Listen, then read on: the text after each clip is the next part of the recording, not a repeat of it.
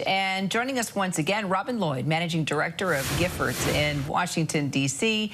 So great to have you back, Robin. As always on this issue, you have done so much to fight for gun legislation, and now we're talking about strengthening background checks, allowing juvenile records to be screened for gun buyers under 21, also expanding gun restrictions for convicted domestic violence abusers. Are we moving in the right direction? And are you surprised that we are actually talking about something that hasn't taken place in 30 years?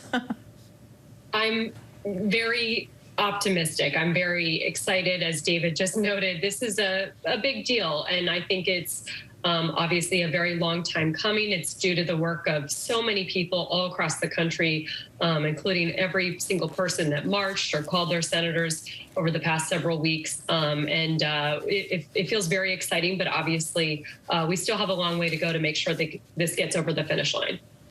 And when you hear one measure here, allowing juvenile records to be screened for gun buyers under 21, I think that that's the first thing so many of us think about when we think of these mass shootings, in particular the last one, where on his 18th birthday, the shooter there in Uvalde was able just to walk in, no matter what records he had, and there were some, and he was able to buy that gun.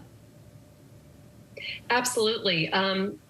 Young people are at risk for being dangerous with firearms. 18 to 20-year-olds comprise only 4% of the American population, but unfortunately they make up 17% of all homicide offenders. So it is a significant population that we need to have more insight into. And I think the proposal released by the senators yesterday is certainly a step in that direction of making sure that all records are being checked, and that there's additional time to make sure that this individual or any individual who's trying to purchase a firearm has a thorough background check.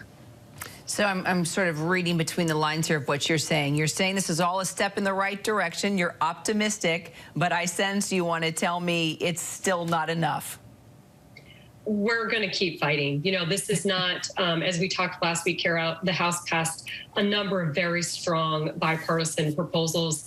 What was announced in the Senate yesterday is less than that. So we have more to do, but that does not mean that this is not worth doing. This is a proposal that is going to save lives, and it is a very critical step. So I don't want to overshadow that, but yes, we absolutely have more to do moving forward. So as we wait on Congress to act, we are hearing from gun violence advocates such as Parkland survivor David Hogg, who he said that this moment made him want to, quote, cry tears of happiness. What do you think about this moment and what it means for all survivors across this country of gun violence? This has been a long time coming, and it really is a testament of every single survivor, of every single American who has made their voice heard on this issue. It is really profound. You know, it's been 30 years since we've had some meaningful progress made on the policy level at the federal level. So it is really important, and I want to make sure that we're giving credit to where credit is due, Senator Murphy and the other senators who led this group through these tense negotiations over the past several weeks. But we have a long way to go. You know, Americans need to keep their voices loud and clear and be calling their senators and making sure that they know they want them to support this proposal when it comes to the floor, which we hope will be in the coming weeks. And then it would be very exciting for me to come back here in a few weeks, Karen, and say that this bill is being signed into law, but more work has to be done to ensure that that can happen. Well, you just told us what your next move is and what you'll be doing within the next few weeks and months. Lloyd, thank you so much. So great to talk to you. Thanks, Kara. Hi, everyone. George Stephanopoulos here. Thanks for checking out the ABC News YouTube channel. If you'd like to get more videos, show highlights, and watch live event coverage, click on the right over here to subscribe to our channel. And don't forget to download the ABC News app for breaking news alerts. Thanks for watching.